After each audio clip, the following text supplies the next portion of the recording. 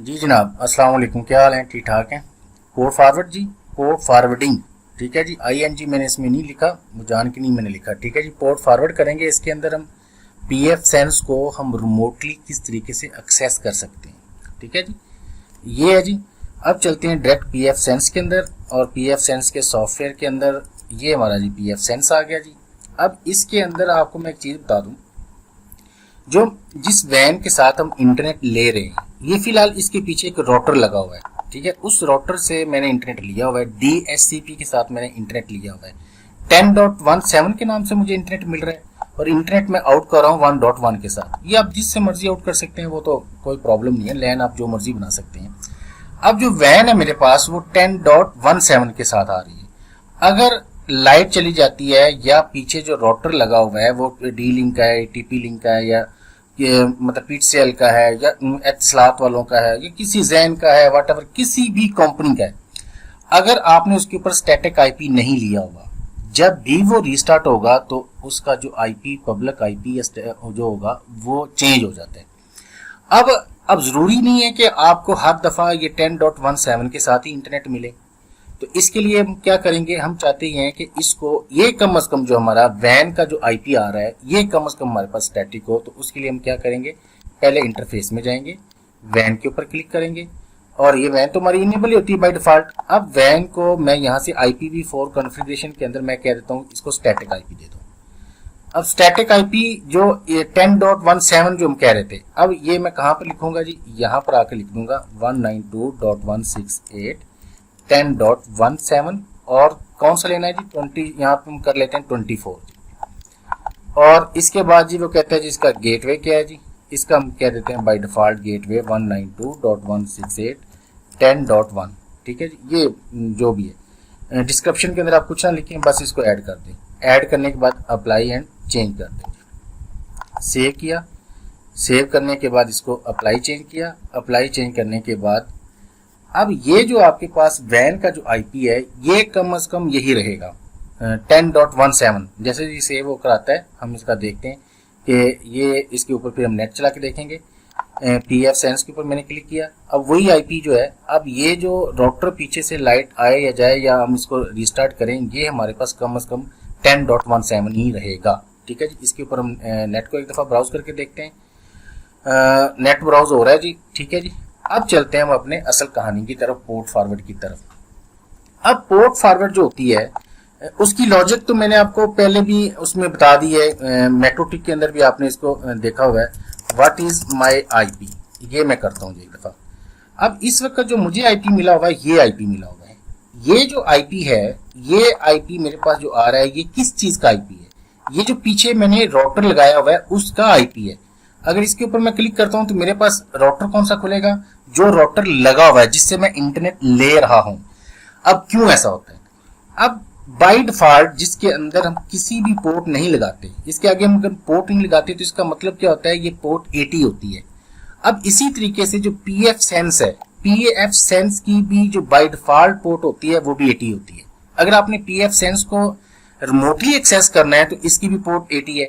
अब remotely access करने के लिए आपके पास जो टूल है वो ये IP है, कि जो आपको IP मिला हुआ है। अगर इसको मैं यहाँ पर कहीं भी आउट ऑफ सिटी किसी भी जगह पर इसको अगर मैं ब्राउज करता हूँ तो मेरे पास कौन सी चीज खुलेगी, ये वाली चीज खुलेगी जो राउटर लगा हुआ है। ठीक है, अब इसके लिए मैं क्या करूंगा, मैं PF सेंस की पोर्ट जो बाय डिफॉल्ट उसकी 80 है, इसकी पोर्ट को चेंज कर दूंगा। अब ये पोर्ट कैसे कहां पर चेंज होती है, अगर ये लॉजिक आपको समझ आ गई है ना, तो फिर आप पोर्ट फॉरवर्ड दुनिया के किसी भी फायरवॉल के अंदर कर सकते हैं। किसी भी किस्म की आप पोर्ट फॉरवर्ड कर सकते हैं, या इसके आगे कैमरे लगे हुए हैं, या इसके आगे DVR लगा हुआ है, या इसके आगे कुछ भी चीज लगी हुई है, या इसके आगे कोई रेडियस सर्वर लगा हुआ है, तो आप पोर्ट को फॉरवर्ड कर सकते हैं। अब इसकी पोर्ट को मुझे चेंज करना पड़ेगा, क्योंकि दोनों की पोर्ट सेम है, इसकी भी 80 है और राउटर की भी 80 है। तो सिस्टम में जाएंगे, एडवांस के ऊपर मैं क्लिक करूंगा। अब एडवांस के ऊपर क्लिक करने के बाद मेरे पास दो चीजें आती हैं, एक आता है HTTP, एक आता है HTTPS। अब हमें जो हम कोई भी ब्राउज करते हैं चीज, वो HTTPS के ऊपर हम ब्राउज करते हैं। अब ये क्या लिखा हुआ TCP पोर्ट, अब यहाँ पर मैं क्या करता हूँ 80 की जगह पर मैं कोई और पोर्ट लगा देता हूँ, कुछ भी जो आपका दिल करता हो, लेकिन ऐसी पोर्ट ना लगाना हो, लगाएं जो पहले किसी की हो। कोई ऐसी यूनिक सी पोर्ट लगा दें, फर्स्ट करें हम कह देते हैं 8082। अब इसके नीचे ये क्या लिखा हुआ है 2, इसको आप पढ़ेंगे तो इसका मैं आपको उर्दू में तर्जमा करके बता देता हूँ। इसका मतलब ये है, मतलब enter the number of web configuration process to run this default to increase this will allow more user browser to access the GUI currently. इसका ये कहता है कि अगर आपने जो मैक्सिमम प्रोसेस हैं कि आप रिमोटली जब इसको एक्सेस करें तो कितने लोग एक टाइम के अंदर इसको एक्सेस कर सकें, 2 3 4 5 जितने भी आप यहाँ पर लिखना चाहते हैं वो लिख लें। बाय डिफॉल्ट 2 ही है। अच्छा, इसके बाद आपने 2 टिक लगानी है जी। अच्छा, इसके ऊपर देखें जी टिक नहीं लगी हुई, ठीक है जी। अब इसके ऊपर देखना बाद में और बाकी इसके ऊपर एक टिक लगी हुई है, ठीक है जी। इसके बाद आपने एक टिक लगानी है DNS रीबाइंड चेक के ऊपर, इसके ऊपर यहां पर टिक लगा दी। इसके बाद टिक लगाने के बाद ब्राउजर HTTP रेफर्ड या इस इन्फोर्समेंट, इसके ऊपर आपने टिक लगानी है। सिर्फ 2 टिक लगानी है आपने। इसमें क्या किया, ये 2 टिकें लगाई हैं। 2 टिकें लगाने के बाद हमने पोर्ट का सिर्फ नंबर चेंज किया है। ये चेंज करने के बाद हम चले जाते हैं, इसको नीचे जाता हूं मैं और इसको मैं कर देता हूं सेव किया। थोड़ी देर के बाद ये सेव हो जाएगा। इसके बाद एक स्टेप आपने और करना है। जैसे ये जी सेव हुआ, सेव होने के बाद आपने क्या करना है, आपने चला जाना है फायरवॉल के अंदर। ये क्या लिखा हुआ है NAT के ऊपर आप क्लिक करेंगे। नेट के ऊपर क्लिक किया तो ये यहाँ पर आ जाएगा। सिस्टम थोड़ा सा स्लो है, सिस्टम जब आप अच्छा सा बनवाएंगे तो ये आपको इस किस्म की चीजें नहीं आएंगी। मैंने नेट के ऊपर क्लिक किया था, अभी तक हुआ नहीं। अच्छा जी, ये नेट के ऊपर अगेन मैं क्लिक कर लेता हूँ। The change has been applied successfully. हमारा सिस्टम ही कुछ ऐसा ही है जी। चलो, लगता है मैं कह रहा था कि चलो मैं आज ये लास्ट लेक्चर बना लूँ। अच्छा, ये पता है क्यों नहीं खोल रहा। अब यहाँ पर जो पोर्ट हमने चेंज कर दी थी ना, इसी वजह से वो नहीं खोल रहा। मैं भी कहूँ क्यों इतना स्लो हो रहा है। अब यहाँ पर मैं वापस आता हूँ। अब पोर्ट इसकी मैंने क्या रखी थी 8082, इसके साथ अब ये खुलेगा। अच्छा, फायरवॉल में गए, नेट के ऊपर मैंने क्लिक किया। नेट के ऊपर क्लिक करने के बाद आपने मतलब चले जाएं, इसको ऐड कर लें। इस एरो को दबा लेंगे, इस डाउन एरो को या अप एरो को, इससे दोनों में फर्क कुछ भी नहीं होता। अगर इसके ऊपर आप क्लिक करेंगे तो जो भी आप रूल ऐड करेंगे वो सबसे ऊपर आएगा। अगर इसके ऊपर आप क्लिक करेंगे, जो आप न्यू रूल ऐड करेंगे वो सबसे नीचे आएगा। जिसके ऊपर आपका दिल करता है उसके ऊपर हम क्लिक कर लेते हैं जी। इसके ऊपर क्लिक करने के बाद आपने यहाँ पर कुछ नहीं करना, सिर्फ और सिर्फ यहाँ पर आएंगे जो डेस्टिनेशन पोर्ट रेंज लिखा हुआ है, इसके ऊपर आप क्लिक करेंगे। यहाँ पर आप कर देंगे HTTPS और इसके बाद वो कहता है जी रीडायरेक्ट टारगेट IP, ये वाला IP, ठीक है जी। रीडायरेक्ट टारगेट IP, यहाँ पर IP अब हम कौन सा लिखेंगे। अब ये जो हमारा वैन का IP है, इसको मैं एक दफा और खोल लेता हूँ जी, pfSense को। अगर उसी को खोलेंगे तो फिर हमने जो सेव किया हुआ है 1.1:8082 क्या हुआ HTTPS, इससे खुलेगा ये। अब इसको मैं आ जाता हूँ यहाँ पर, ये वाला हमारा टारगेट IP है, ठीक है जी। ये जो 192.168.10.17 जी, ठीक है। अब यहाँ पर इसको मैं बंद कर दूं, सिर्फ ये दिखाने के लिए मुझे खोलना पड़ा। यहाँ पर आ जाता हूँ, वापस आ गए। अब यहाँ पर टारगेट IP हम कौन सा लिखेंगे 192.168.10.17। ये लिखना है आपने, कुछ और काम नहीं करना, किसी चीज़ के ऊपर आपने टिक विक नहीं लगानी, कुछ नहीं किया। और यहाँ पर इसको एंड पे जाना है और इसको आपने सेव कर देना है। The following input error were detected is not valid. Redirect port must be port alias। अच्छा जी, चंगी अच्छी बात है ना कि हमें पता चल जाए कि क्या एरर आ रहा है। यहाँ पर जी आपने पोर्ट लगा देनी है 8082। चलो, वो जो भी एरर आया कम से कम हमें आइडिया तो हो गया ना कि हमने कहाँ पर मिस्टेक की थी।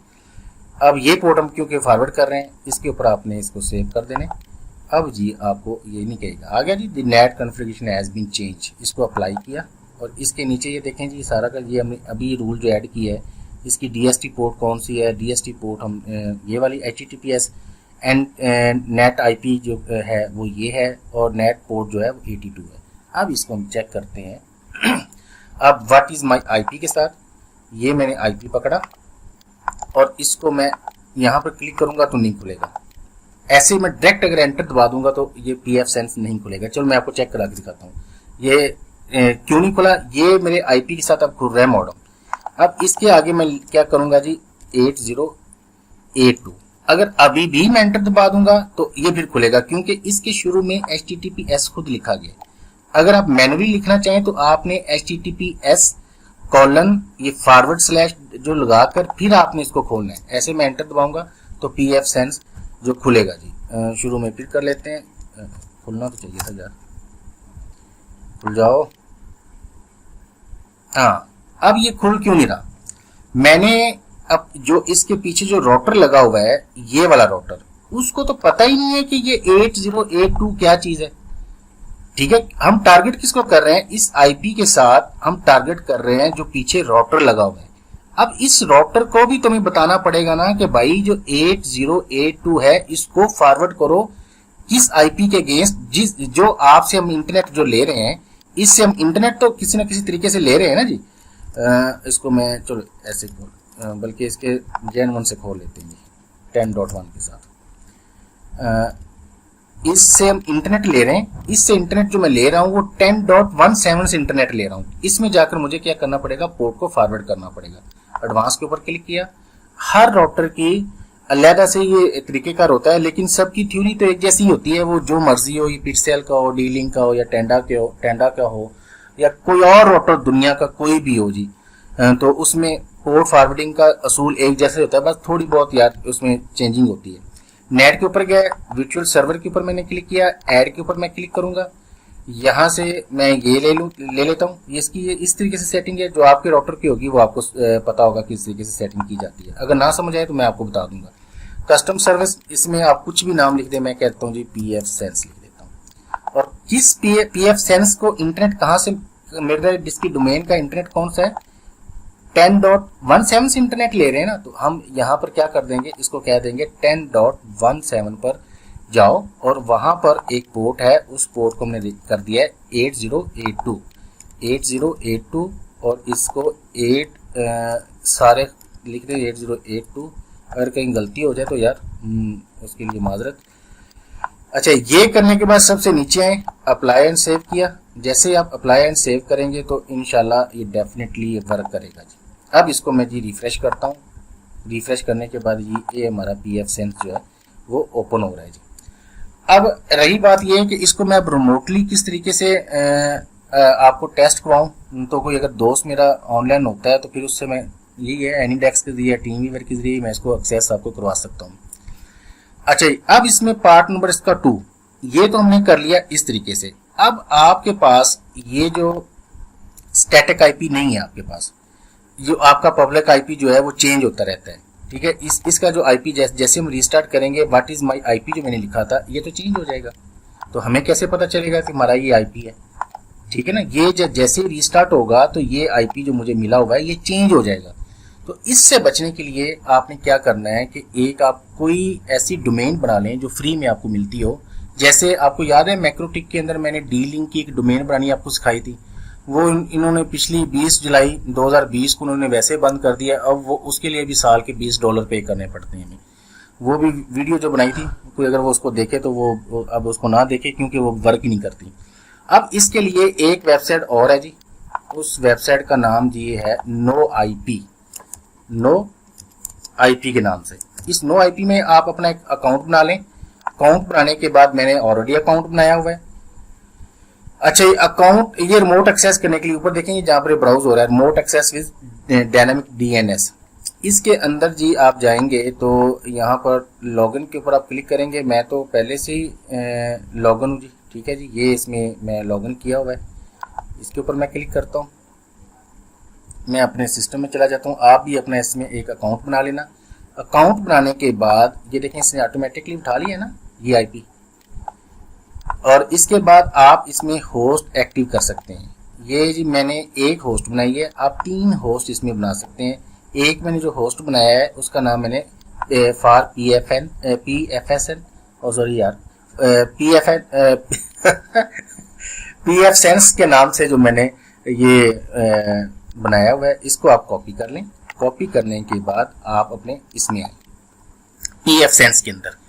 पीएफ सेंस के अंदर आने के बाद आपने जाना है सर्विसेज में। सर्विसेज में जाने के बाद आपने यहाँ पर जाना है डायनामिक डीएनएस। कहाँ पर होता है जी सर्विसेज, ये लिखा हुआ है डायनामिक डीएनएस। इसके ऊपर आप क्लिक करेंगे। इसके ऊपर क्लिक करने के बाद इसको आप कर देंगे ऐड करने के बाद यहाँ से सर्विस टाइप लेंगे। सर्विस टाइप के ऊपर क्लिक करेंगे। यहाँ से आप जो डायनामिक डीएनएस सिलेक्ट करेंगे जी, कहाँ पर है जी, ये लिखा हुआ जी DYNDNS डायनामिक। इसके ऊपर आप क्लिक करेंगे।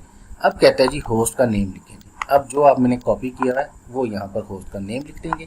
अब इसके नीचे आएंगे। नीचे आने के बाद वो कहता है जी यूज़र नेम और पासवर्ड। मैंने अपना यूज़र नेम अपना जीमेल अकाउंट रखा हुआ है जी ये, और इसका पासवर्ड ये मैं आपको पासवर्ड नहीं बताऊंगा जी क्या पासवर्ड है मेरा। अब आप अपना जब बनाएंगे तो आप भी मुझे ना बताना जी, ठीक है जी। ये मैंने किया जी। इसको मैं क्या कर देता हूँ जी, सेव कर देता हूँ।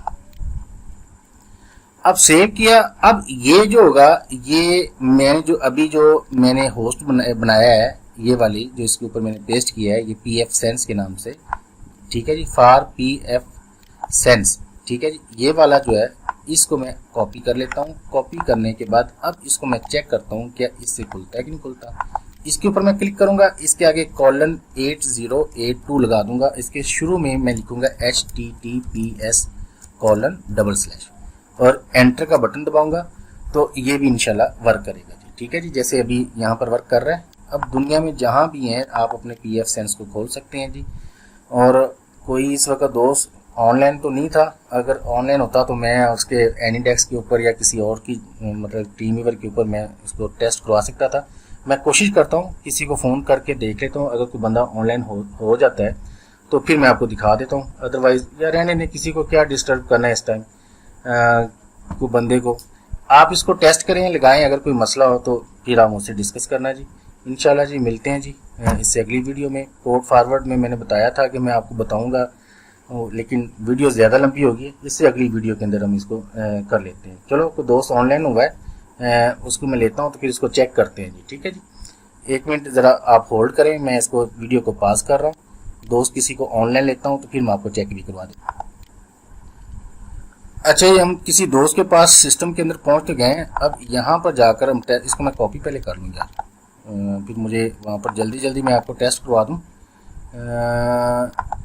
क्या जी इसको कर लें, चलो इसको पहले वहाँ पर टेस्ट कर लेते हैं। इसके एनीडेक्स में गया, इसको मैं बंद करता हूँ, सब चीज़ों को बंद करते हैं। इस दोस्त के सिस्टम पे चले जाते हैं जी। यहाँ पर इसको हम टेस्ट करके देखते हैं।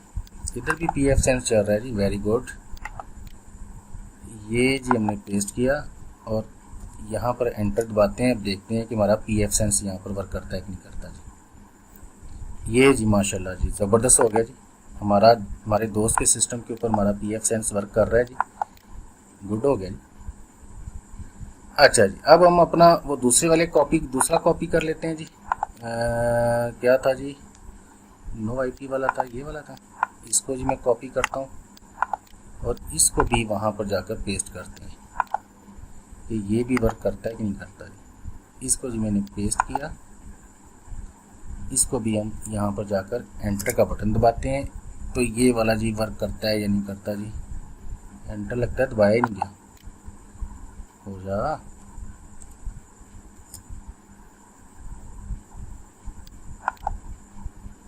हाँ वर्क कर गया जी।